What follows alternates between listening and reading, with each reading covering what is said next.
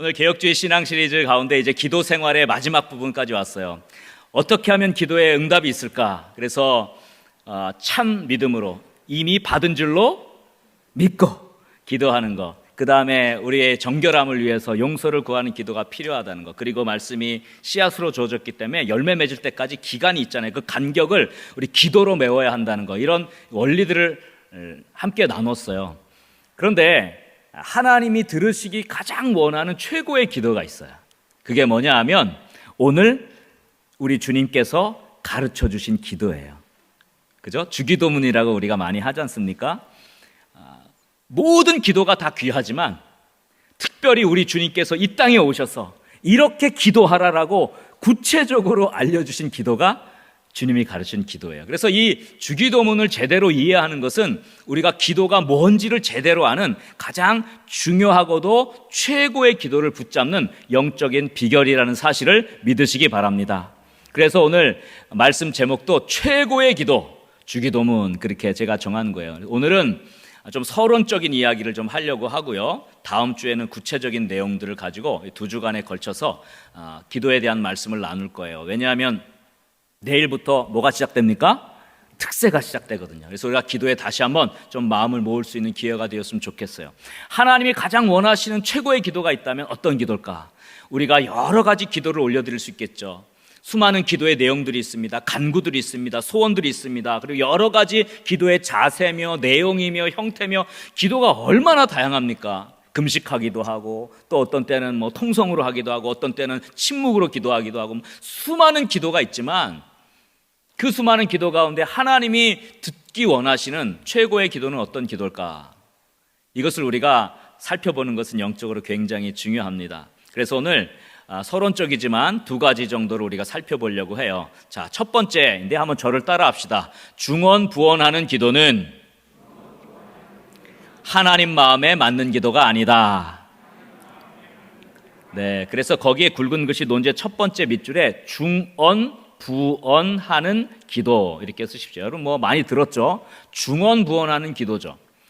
오늘 본문 말씀에 보니까 예수님께서 주기도문 주님이 기도를 가르쳐 주셨어요. 이렇게 기도하라고 가르쳐 주셨는데 그 말씀을 가르치기 전에 이렇게 기도하지 말라라고 하면서 가르쳐 준 내용이 있거든요. 마태복음 6장 7절부터 나오는 말씀인데요. 주님께서 이렇게 말씀하셨어요. 또 기도할 때에 이방인과 같이 어떻게 하지 말라고요? 중언부언하지 말라는 거예요.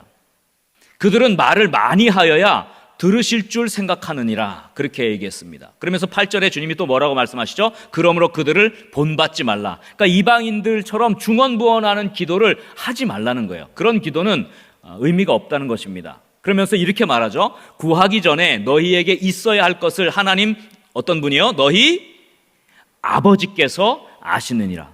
우리가 구해야 될 것들을, 이미 필요한 것들을, 우리에게 있어야 될 것들을 하나님이 어떤 분이시라고요? 너희의 아버지시라는 거예요. 너희 아버지가 다 그것을 알고 계신다. 이렇게 말씀하시면서 이방인과 다른 기도를 너희는 하고 있어야 된다. 그렇게 말씀하시면서 9절에 그러므로 너희는 이렇게 기도하라. 하늘에 계신 우리 아버지여. 이렇게 나가는 거예요. 그러니까 이 주님이 기도를 가르쳐 주실 때 이 주기도문 앞에 중언부언하는 기도를 본받지 말아야 할 것에 대해서 말씀하면서 이 기도를 주신 것이다. 이렇게 이해하시면 됩니다. 그러니까 배경은 중언부언하면 안 된다. 중언부언이라는 말이 무슨 말일까요? 중언부언이라는 이 단어의 본래적인 의미는 말을 쓸데없이 늘어놓는다, 혹은 집중해서 생각하지 않은 채 말을 늘어놓는다, 그런 뜻이에요. 그러니까 중언부언하는 이 기도는 하나님 마음에 합하지 못한 채, 생각 없이, 집중도 안 한 채 이런저런 말을 늘어놓는 기도를 말하는 거예요. 그래서 이 바톨로게오라는 이 단어 자체가 흩어졌다, 그런 뜻을 갖고 있어요. 그러니까 중언부언이라는 뜻은 뭐예요? 집중되지 않고 어떻게 됐다는 거예요? 흩어졌다는 뜻이에요. 흩어졌다. 말도요, 흩어지는 말들이 있어요. 무슨 말을 하는지 몰라요. 뭐 했던 말 또 하고 했던 말 또 하고, 그 메비우스의 띠처럼 그냥 계속 2시간, 3시간씩 똑같은 말만 반복되는 그런 것들을 이 흩어진 언어라고 하는데, 그것들이 바로 중언부언의 의미예요. 그러니까 기도도 하다 보면 마음이 이렇게 막 모아질 때는요, 희한하게도 그 기도가 쫙 이렇게 하늘로 올라가는 영적 기운을 느낄 때가 많아요. 그런데 어떤 때는 아무리 기도를 해도 계속 가라앉는 거예요. 계속 가라앉아요. 근데 그때 보면, 가만히 보면 기도하는 사람들이 생각이 다 딴 데가 있어요.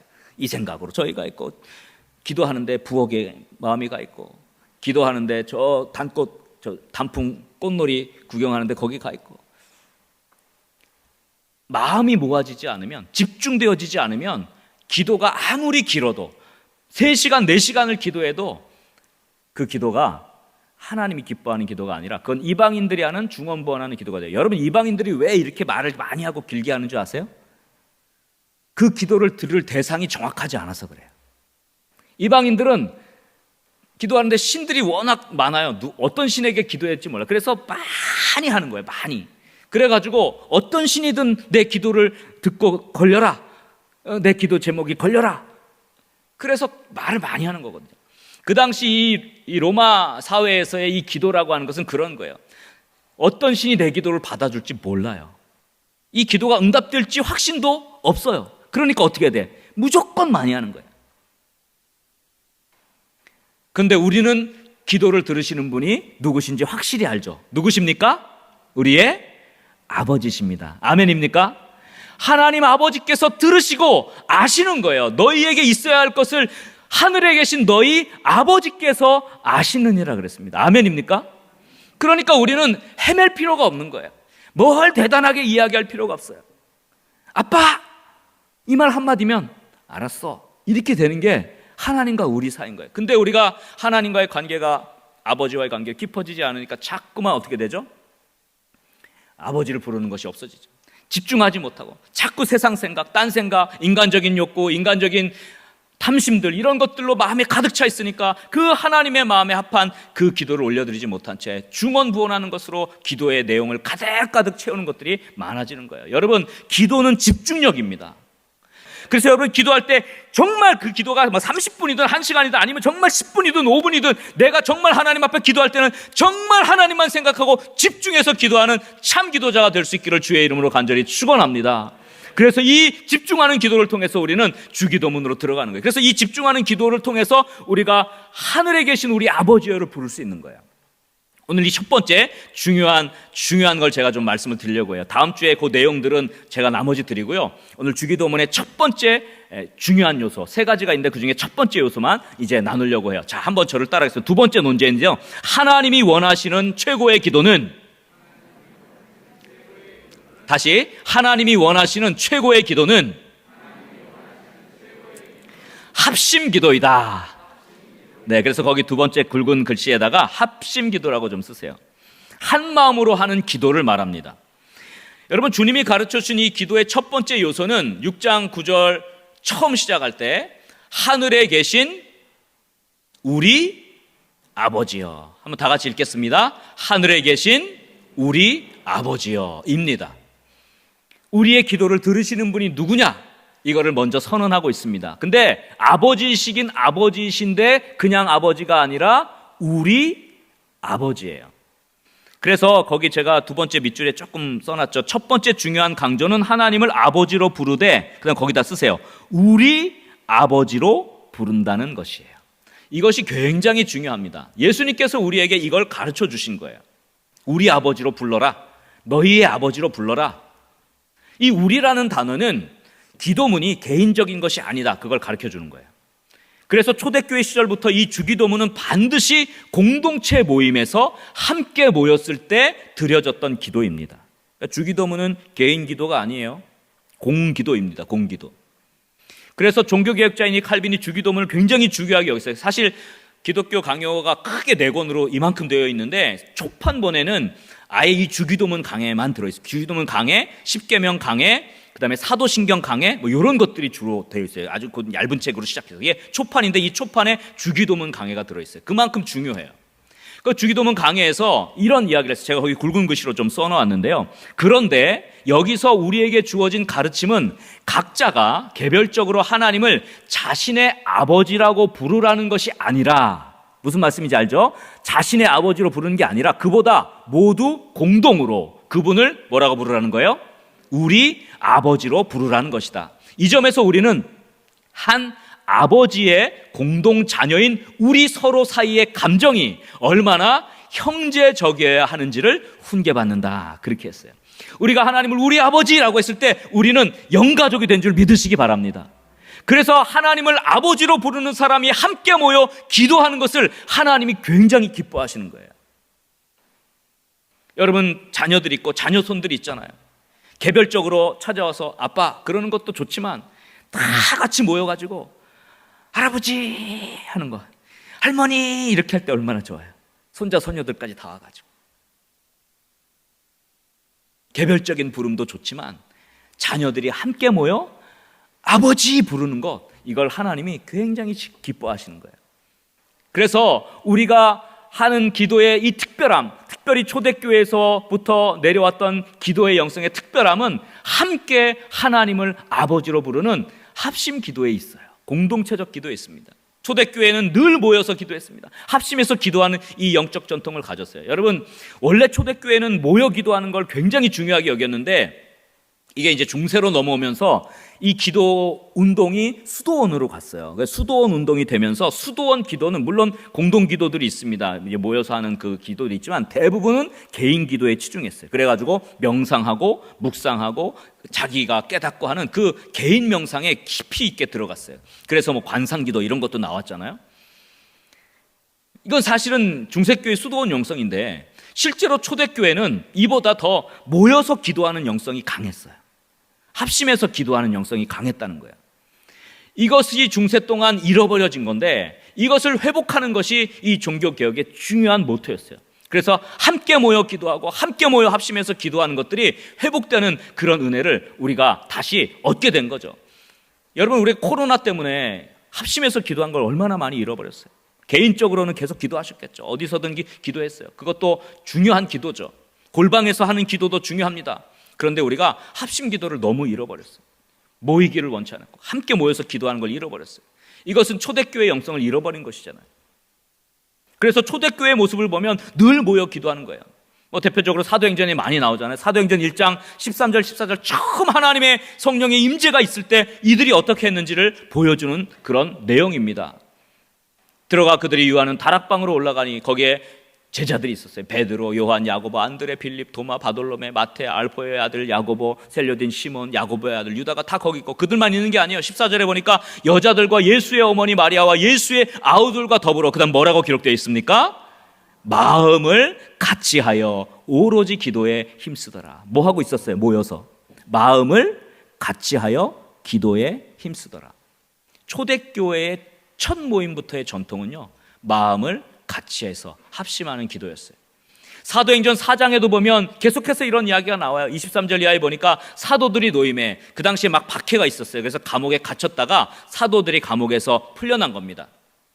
그래서 그 사도들이 풀려나서 그 동료들에게 가서 제사장들과 장로들의 말을 다 알렸어요. 그 동료들에게 갔다는 말은 모임, 공동체 모임, 교회에 갔다는 얘기예요. 그러니까 그 말을 듣고 24절에 어떻게 됐습니까? 그들이 듣고 그다음 뭐라 그랬어요? 한 마음으로 하나님께 소리를 높여 이르되 기도했다는 거예요. 한 마음으로 기도했어요.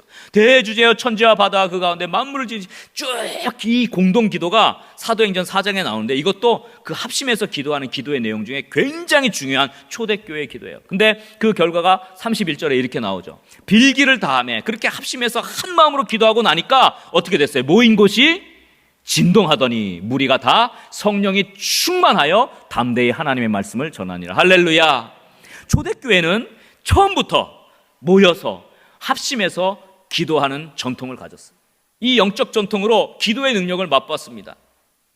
그래서 거기 제가 그 밑에 다시 한번 강조했어요. 이렇듯 초대교회는 늘 교회에 모여서 합심 기도함으로 그 기도의 능력을 맛보았다. 하나님을 거기다 쓰세요. 우리 밑에다가 아버지.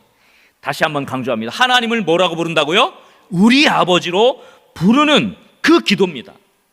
함께 부르며 기도하는 두 번째 밑줄에는 다시 한번 합심 기도 이렇게 쓰세요. 이 합심 기도는 우리가 드리는 하나님이 가장 기뻐하는 최고의 기도가 되는 줄 믿으시기 바랍니다. 하나님은 당신의 자녀들이 모여서 아버지를 부르고 기도하고 한 마음으로 기도할 때 그 기도를 가장 기뻐하시고 또 그 기도를 통해 응답하시는 줄 믿으시기 바랍니다. 하나님이 듣기 원하시는 기도예죠. 그래서 그 기도 가운데 하나님의 임재가 일어나고 땅이 진동을 하고 교회 터가 움직이고 하나님의 임재로 충만하시는 줄 믿으시기 바랍니다. 여러분, 성경에 보면 사도행전 12장에 헤롯 왕이 교회를 박해합니다. 그래서 첫 순교자가 나오죠. 야고보 사도가 순교를 합니다. 예수 믿는 사람을 잡아 옥에 가뒀어요. 그때 베드로도 잡아다 가뒀어요. 그런데 초대교회가 간절히 기도해서 베드로가 풀려나는 장면이 바로 이 사도행전 12장에 나와요. 사도행전 12장 한번 5절 이하부터 한번 말씀 좀 보겠습니다. 자, 이에 베드로는 옥에 갇혔고 교회는 어떻게 했다 그랬어요? 그를 위하여 간절히 하나님께 기도하더라. 베드로가 갇혀 있는데 교회는 뭐 했어요? 함께 모여서 간절히 합심 기도죠. 그를 위하여, 베드로를 위해서 베드로가 풀려나고 복음이 전해지고 하나님의 교회가 세워지기 위해서 간절히 하나님께 기도했어요. 이 교회가 한 일이에요. 그런데 그 기도하고 있는 중에 일어난 일이 6절 이하에 나와요. 헤롯이 잡아내려고 하는 그 전날 밤, 그러니까 그 다음날 베드로도 죽이려고 했던 거예요. 그 전날 밤에 베드로가 두 군인 틈에서 쇠사슬에 매여서 누워서 자고 있었어요. 교회에서는 지금 뭐 하고 있어요? 기도하고 있어요. 합심 기도하고 있어요. 베드로는 뭐 하고 있어요? 자고 있어요. 평안을 주셨는지 모르겠지만 베드로는 자고 있어요. 근데 이 교회의 기도에 이 역사가 일어나는 거예요. 근데 파수꾼들이 옥을 지키고 있는데 7절 말씀에 보니까 호련히 주의 사자가 나타났습니다. 옥 중에 광채가 콱 빛난 거예요. 그 주의 사자가 나타나서 베드로의 옆구리를 쳐서 깨웁니다. 급히 일어나라. 쇠사슬이 벗어지는 거예요. 그래서 여러분, 성경에 본 대로 베드로가 옥문을 다 깨고 나와가지고 교회까지 가요. 교회까지 가는 내용이 11절에 나오는데요. 이에 베드로가 정신이 들어 이르되 내가 이제야 참으로 주께서 그의 천사를 보내어 나를 헤롯의 손과 유대 백성의 모든 기대에서 벗어나게 하신 줄 알겠노라 하면서 12절에 이렇게 기록하고 있어요. 한번 다 같이 12절 말씀 읽겠습니다. 깨닫고 마가라 하는 요한의 어머니 마리아의 집에 가니 여러 사람이 거기에 모여 기도하고 있더라. 할렐루야. 기도하고 있었어요. 베드로가 갇혀있는 동안 내내 교회에 모여서 합심해서 한 마음으로 교회는 기도하고 있었어요. 그 기도하는 시간 동안에 기적 같은 역사가 일어난 줄 믿으시기 바랍니다. 우리가 기도하는 동안, 그 기도, 합심 기도하는 동안은 정말 하나님의 임재가, 하나님의 샬롬이 임하는 것입니다. 합심 기도가 그쳐질 때 다시 우리의 문제들이 얽히고 설켜지게 되는 거예요. 그래서 종교개혁자 칼빈은 이런 초대교회의 전통을 잘 이어받아서 이 공동체 기도가 얼마나 중요한지 굉장히 강조하죠. 그래서 기독교 강요에 이렇게 좀 써놨어요. 제가 거기 굵은 글씨로 좀 써놨죠. 하나님께서는 사람들이 교회의 공중 기도를 멸시하지 않도록 하시기 위해서, 이거 중요한 말인데요. 이걸 좀 이해를 해야 돼요. 교회의 공중 기도라는 말은 개인 기도와 공중 기도를 분리해요. 개인 기도는 개인이 하는 기도고요. 공중 기도는 함께 하는 합심 기도를 말하는 겁니다. 근데 그 당시 이 중세 교회의 영향을 받아서 교회에서 공중 기도하는 것들을 별로 사람들이 이렇게 멸시했다고 표현하잖아요. 아주 이걸 별로 기도라 그렇게 생각했어요. 개인적으로 그냥 기도하는 것, 그것만 진짜 기도고 하나님과의 일대일의 만남이 중요합니다. 막 이렇게 해가지고 그런 것들이 강조되고 명상하고 묵상하고 관상기도하고 이런 것들이 굉장히 중요됐던 시기여서 교회에 모여서 공중기도 함께하는 이 기도를 사람들이 별로 중요하게 여기지 않고 멸시했어요.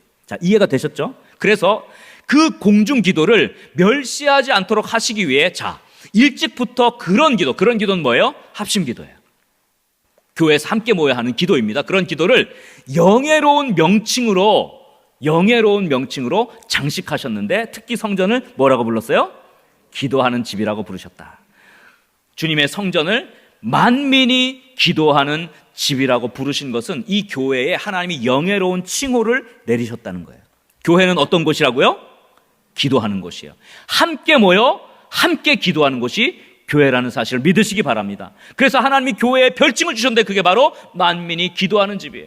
이거를 칼빈이 인용을 하면서 이 말을 통해서 교회는 기도하는 집이라는 말을 통해서 하나님께서 가르치시는 뜻은, 자, 기도하는 일이 예배의 가장 중요한 부분이며 우리 성전을 깃발같이 세워 신자들이, 그 다음에 뭐라고 표현되어 있습니까? 한 마음으로 기도에 참가하도록 하신다는 것이다. 하나님이 원하시는 뜻이 뭡니까? 한 마음으로 기도에 성도들이 참가할 수 있도록. 교회의 공중기도가, 공기도가 회복되기를 원하는 마음을 담았어요. 그래서 우리 개혁교회는 모여서 합심하는 기도에 강점이 있습니다. 강함이 있어요. 그 기도를 통해서 돌파구를 마련하고, 그 기도를 통해서 하나님의 임재를 경험하고, 그 기도를 통해서 하나님의 능력을 체험하는 것이 바로 우리 개혁교회의 전통이에요. 우리 주님께서 이렇게 아버지라는 표현을 하시면서 이 하나님을 아버지로 부르는, 우리 아버지로 부르는 이 기도가 하나님의 가장 기뻐하는 기도가 된다는 것을 계속 강조했어요. 대표적으로 여러분 마태복음 18장 18절 이하 보면 주님이 이렇게 말씀하시죠. 한번 이 말씀을 천천히 한번 같이 읽어보겠습니다. 18절 말씀부터 시작. 진실로 너희에게 이르노니 무엇이든지 너희가 땅에서 매면 하늘에서도 매일 것이요, 땅에서 풀면 하늘에서도 풀리리라. 자, 우리가 땅에서 매면 하늘에서도 매여지고요, 우리가 땅에서 풀면 하늘에서도 풀린다는 거예요. 이게 어떻게 가능하냐? 그 다음 말씀이죠. 19절 다 같이 읽겠습니다. 진실로 다시 너희에게 이르노니 너희 중에 두 사람이 땅에서 합심하여 무엇이든지 구하면 하늘에 계신 내 누구가 아버지께서 그들을 위하여 이루게 하시리라. 할렐루야. 두 명만이라도 땅에서 어떻게 기도하면, 합심하여 무엇이든지 구하면 하늘에 누가 계셔요? 아버지가 계셔요. 아버지께서 그를 위하여 이루게 하시리라. 아멘이십니까? 그래서 유명한 20절 말씀이 여기서 나오는 거예요. 한번 다 같이 읽겠습니다. 두세 사람이 내 이름으로 모인 곳에는 나도 그들 중에 있느니라. 아멘. 두세 사람이 내 이름으로 모였다는 말은 두세 사람이 합심기도하고 있다는 말이에요. 두 사람이라도 세 사람이라도 모여 합심기도하면 땅에서 매면 하늘에서도 매이고요, 땅에서 풀면 하늘에서도 풀리겠다고 지금 우리 주님이 약속하신 것입니다. 아멘입니까? 그러므로 우리가 모여서 합심해서 기도하는 이 순간, 우리가 합심해서 기도하는 그 순간은 사고와 고통과 무질서와 모든 문제들이 멈추고 해결되는, 하늘에서 풀리는 은혜가 있는 줄 믿으시기 바랍니다. 그러나 우리가 모이기를 멈추고 합심 기도를 멈추면 그 순간 또 사고와 고통과 무질서와 문제들이 엉키고 설켜서 우리의 삶을 엉망으로 만들어질 거예요. 그러니 합심 기도하는 게 얼마나 중요합니까? 합심 기도를 통해 역사하는 힘을 경험하고 누릴 수 있기를 주의 이름으로 간절히 축원합니다. 기도할 동역자가 없어서 되겠습니까? 두 사람이라도 세 사람이라도 같이 기도할 영적 동역자가 반드시 있어야 기도의 능력을 체험하게 됩니다. 이번 특세를 통해서 합심해서 기도할 때 하나님께서 우리의 기도와 우리의 모임과 우리의 부르짖음을 들으시고 응답하시리라고 믿습니다. 한 마음으로 비상하도록 기도합시다. 영적 회복을 위한 비상의 날개를 펴라, 이 주제로 기도할 때 우리의 모든 영적인 피곤함과 두려움과 탈진과 고난과 절망을 뛰어넘어 회복과 비상의 축복이 임하는 은혜가 있기를 간절히 축원합니다. 그래서 우리 거룩한 문 성문교회 믿음의 영가족 공동체가 이제 합심 기도를 회복합시다. 여러분 가정에서도요, 혼자 기도하지 마시고 부부가 손잡고 기도하세요. 가족들끼리 손잡고 기도하세요. 자녀들과 손잡고 기도하세요. 여러분 그래 본 적이 언제예요? 그래 본 적이 너무 멀었던 것 같아요. 이제 그 기도를 회복하면 두세 사람이 내 이름으로 모인 곳에는 나도 그들 중에 있고, 두 사람이 땅에서 합심해서 기도하면 하늘에 계신 너희 아버지께서 반드시 이루어 주실 것이고, 너희가 땅에서 매면 하늘에서도 매이고 땅에서 풀면 하늘에서도 풀릴 것이다. 이 말씀대로 되어질 줄 믿으시기 바랍니다.